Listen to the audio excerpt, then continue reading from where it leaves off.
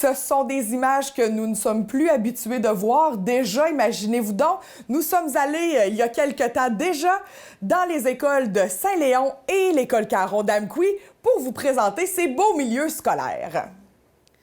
Monsieur Bédard, je suis venue prendre des images ici pendant votre fameux carnaval. J'aimerais qu'on en parle, puis j'aimerais aussi que vous me parliez un peu de votre, de ce que vous avez développé comme procédure pour que les jeunes peuvent aller dehors quand il fait froid. Ben oui, c'est sûr et certain qu'on a une charte indicative qui nous dit qu'avec le facteur vent, là, il faut faire attention au risque d'engelure. C'est sûr que si le facteur vent, là, il descend à moins 35, moins 40, on va garder les enfants à l'intérieur. Mais ça fait une couple de fois qu'on gère la situation parce que j'ai regardé avec l'équipe école, puis on se disait, les engelures, c'est devant la peau exposée qui vont arriver. Donc, ce qu'on fait, c'est que j'ai carrément appris à un moment donné un élève dans le gymnase, puis j'ai montré aux enfants, j'ai montré le capuchon. Il y avait un autre cache-cou. J'ai gardé son cache-cou. J'ai dit, prends ton capuchon, mets-le par-dessus. Puis j'ai mis un autre cache-cou comme ça, puis on y voyait juste les yeux de même. Fait que j'ai dit, voyez-vous les amis, là, il ressemble à un ninja. Quand on va aller dehors, je veux tout voir juste des ninjas comme ça. Puis là, ben, ce qu'on fait, c'est que dans le fond, comme par exemple, si on revient à la journée carnaval, qui faisait quand même à peu près moins 29, moins 30 avec l'indice de refroidissement, bien, on avait des stations avec des sabliers à l'intérieur.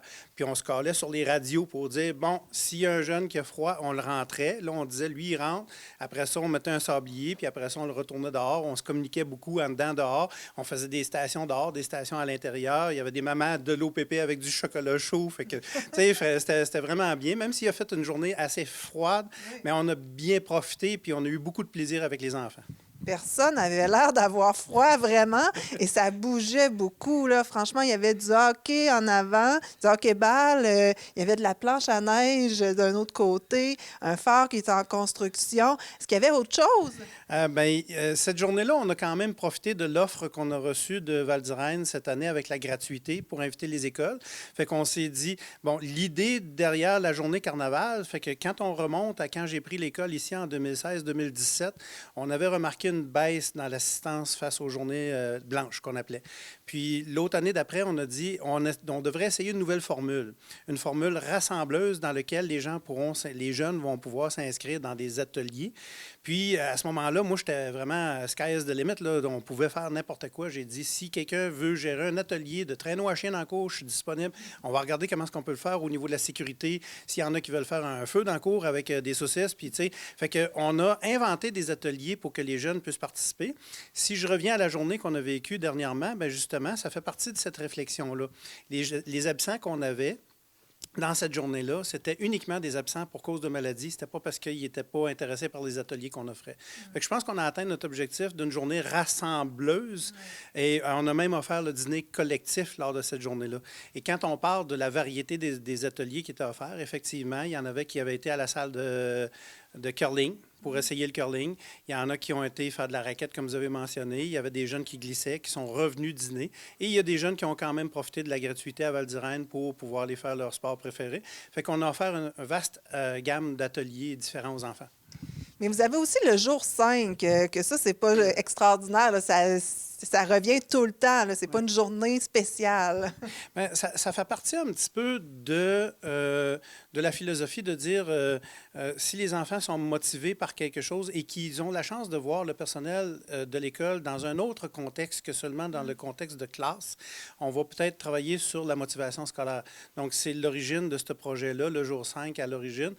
Ça date quand même de plusieurs années. Comme vous avez dit, c'est plus quelque chose d'extraordinaire, mais pour que ça se continue dans le temps comme ça, c'est extraordinaire. Non, je veux dire, une journée spéciale dans l'année, là, c'est extraordinaire, les jours 5. C'est ça. Ça fait que, moi, ce que je considère, c'est que le fait qu'on puisse faire perdurer ce projet-là aussi longtemps depuis que ça existe et que les parents semblent associer ça comme une espèce de marque de commerce de l'école qui fait qu'on attire de la clientèle hors bassin dans notre école, etc., bien, c'est vraiment une démonstration que l'équipe école s'implique pour aller chercher la motivation chez les élèves.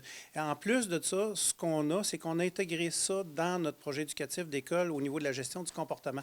Donc, au niveau de la gestion du comportement, on a mis en place, comme vous voyez ici, le tableau qui félicite les bons coups par l'unité sans violence. Donc, au niveau de l'unité sans violence, on atteint des objectifs de plutôt que de punir les mauvais comportements, de développer le bon comportement. C'est un des gestes qu'on fait. Mais il y a aussi tout un aspect de communication. Les radios dans la cour d'école, on se parle, tu surveilles un tel, il se passe quelque chose là, je vois un rassemblement là. Puis on joint à ça la dynamique qu'il y a dans l'école au niveau des ateliers puis tout ça. Je pense que notre objectif prioritaire qu'on avait au niveau de modifier le comportement pour qu'il devienne de plus en plus pro-social, on est en train de l'atteindre. Vraiment, c'est une belle dynamique qui règne ici. Félicitations. Et je pense qu'il y a beaucoup de fréquentation à l'école. Oui, oui. On est un peu victime de notre succès, mais on accueille nos élèves. D'ailleurs, notre période d'inscription s'achève, puis présentement, ça semble être à peu près une constance dans les inscriptions. Bien, félicitations et puis j'espère vous revoir encore pour d'autres activités. Mais on va vous appeler. Merci. Monsieur Bédard, vous êtes aussi directeur de l'école de Saint-Léon-le-Grand. Est-ce que vous pouvez me dire s'il y a une particularité à cette école aussi? Bien oui, on parle beaucoup des jours 5 à l'école Caron. C'est rendu que c'est connu presque partout dans la vallée, mais il ne faut pas oublier que cette année, l'école Saint-Léon a son projet aussi de jour 3. Mais ce n'est pas uniquement dans le but de faire des ateliers. C'est beaucoup plus complexe que ça, puis c'est beaucoup plus réfléchi que ça. Ce qui s'est passé, c'est que depuis les 2 dernières années, dans cette école-là, on est accompagné par la Fondation CAR. OK? Donc, collaborer, apprendre, réussir. Vous pouvez faire une recherche sur Internet et vous allez trouver c'est quoi. Et l'idée qu'il y a derrière ça, c'est de mettre en place des communautés de pratique. Dans lesquelles on va réfléchir et on va intervenir sur les résultats académiques des élèves et on va questionner les pratiques pédagogiques pour s'entendre sur des belles pratiques pédagogiques à faire en équipe école, analyser nos pratiques, puis analyser les résultats des élèves pour voir comment est-ce qu'on peut faire mieux. Mais ça prend du temps. OK? Et la contrainte de temps est omniprésente. Ouais. Alors, ce qu'on a trouvé comme solution, c'est que dans cette école-là, c'est la seule école présentement que, en tout cas à ma connaissance, dans la commission scolaire, qui l'essaie, c'est qu'ils ont décidé de modifier l'horaire d'enseignement. Ils font 62 minutes. Et au lieu d'enseigner 60 minutes... C'est pas beaucoup, là. C'est pas beaucoup. On fait 2 minutes de plus. Et ça dégage 10 minutes par jour. Au bout de 2 semaines, on a un après-midi. Et à toutes les 2 semaines, en après-midi comme ça, on est capable de se rencontrer, tout l'ensemble de l'équipe école, pour harmoniser les pratiques et réfléchir sur les pratiques éducatives. Mais là, on s'est dit, bon, alors ça, c'est très intéressant pour harmoniser nos pratiques et intervenir sur nos résultats. Mais comment on fait pour... Parce que si on avait décidé, admettons, d'envoyer les enfants chez eux à la maison, leur temps d'enseignement serait fait, mais ça causerait un problème additionnel chez les parents.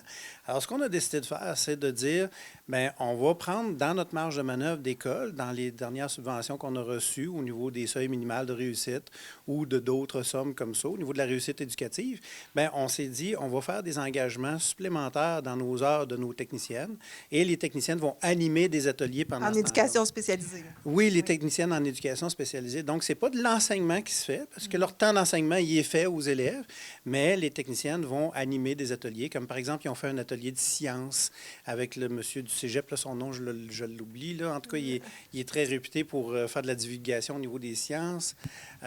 Sûrement pas Hubert Reeves. Non. Mais c'est un monsieur qui est connu, je m'excuse, j'oublie son nom pour l'instant. Puis, ils font toutes sortes d'ateliers comme ça, où ils ont fait des ateliers de danse, ils ont fait des ateliers pour bouger. C'est déjà une école qui bouge au cube, fait que ça, c'est déjà une école où les élèves sont habitués de bouger énormément. Donc, ce qu'on a fait, dans le fond, c'est que, d'un côté, on peut travailler sur le développement des meilleures pratiques pédagogiques en s'assoyant ensemble et en se trouvant un temps pour pouvoir réfléchir.